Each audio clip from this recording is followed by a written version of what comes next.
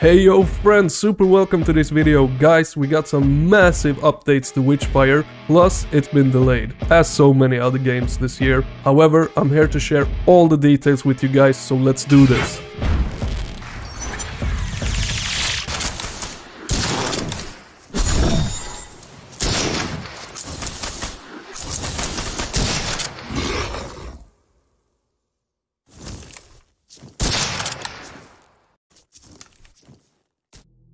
So friends, the Polish developer The Astronauts has announced that it has pushed the early access release of its first-person shooter Witchfire from the fourth quarter of 2022 to early 2023, after it made the decision to expand the game's combat and exploration from arena style to a semi-open world. So what is Witchfire? Well, Witchfire essentially was an arena style roguelite, and that's it.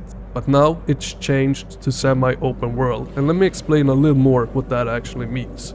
The news was published in the latest blog post by the game's creative director Adrian, who goes into detail about the change, why the team decided to make the switch so long into game's development, and the impact it has had. I will leave a link in the description if you guys want to read up on all the details. However, in short, Adrian had this to say: the feature is now 95% implemented. It makes the game better. It is kind of hard for me to imagine the player did not have the freedom before.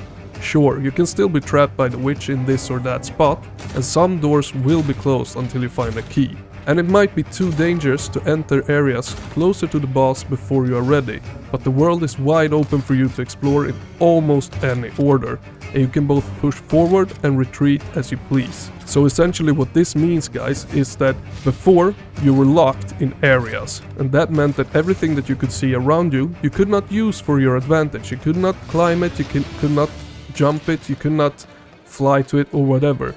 But now you actually can.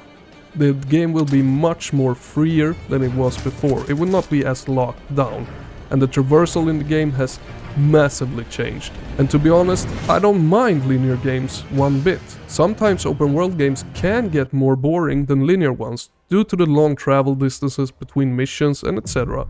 However, open world games usually offer way more freedom and exploration, and that is a good thing. And they do mention that the whole combat has undergone an overhaul. Now we will be able to use the environment in combat way more. That is what really appeals to me here. Before this change, you would fight in closed out areas, being very limited, just like I said, but that is not the case anymore. So I'm actually hyped for this update. I don't know if it really was necessary. I think everyone was kind of hyped for the game, even though it was closed out sections of the game.